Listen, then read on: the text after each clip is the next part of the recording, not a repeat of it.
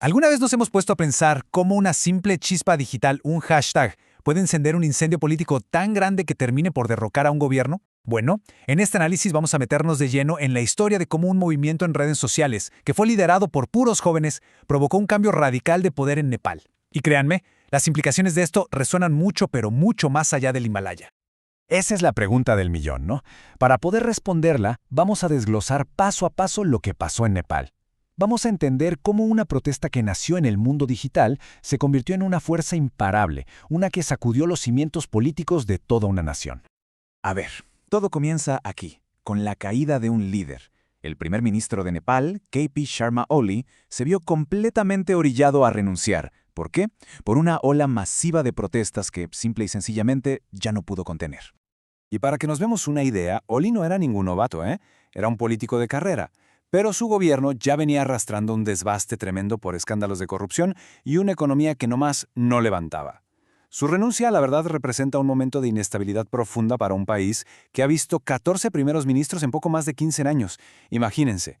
Entonces, la pregunta es, ¿quién estuvo detrás de este cambio tan drástico? Y la respuesta no la vamos a encontrar en los partidos de oposición de siempre, sino en las calles, y sobre todo, en los teléfonos de la juventud de Nepal.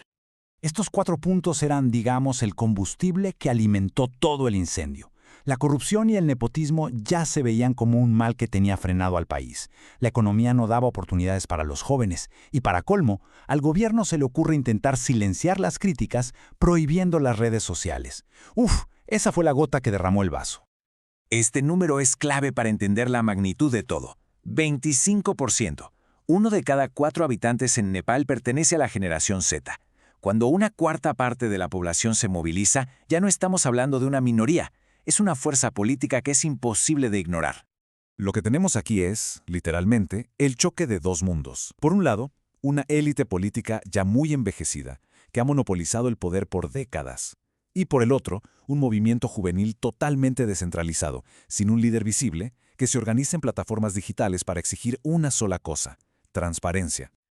Ahora pasemos a ver cómo se jugó la estrategia digital, porque el gobierno cometió un error de cálculo garrafal. Pensaron que podían apagar el fuego nomás cortando la comunicación.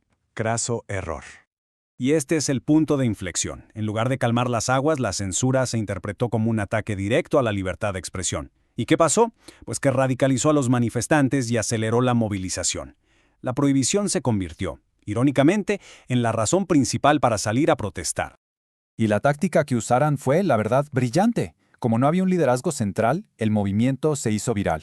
Empezaron a usar memes y hashtags como #NepoBabies para balconear públicamente a los hijos de la élite que conseguían puestos por puro favoritismo, y contrastaban su riqueza con la situación del resto de la gente.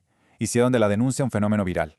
Pero ojo, esta crisis interna no ocurrió en una burbuja. La caída del gobierno de Oli inmediatamente llamó la atención de las dos superpotencias de la región que, desde hace tiempo, se andan peleando la influencia en el Himalaya.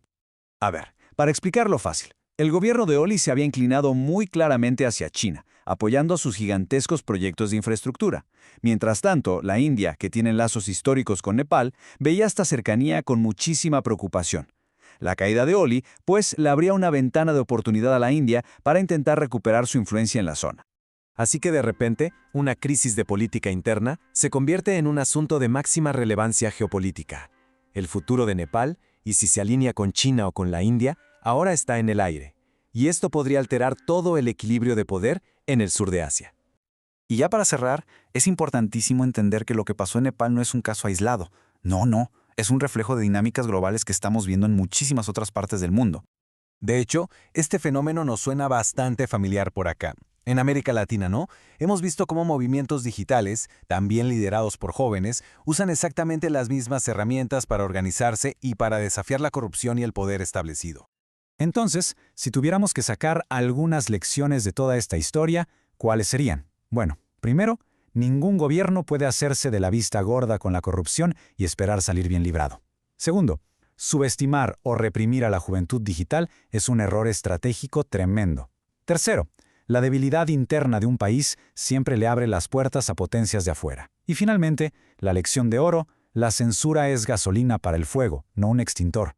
La historia de Nepal nos deja con esta pregunta flotando en el aire. El poder de la protesta digital juvenil ya demostró ser una fuerza capaz de cambiar el rumbo de una nación entera. Así que la pregunta ya no es si volverá a suceder, sino simplemente dónde y cuándo.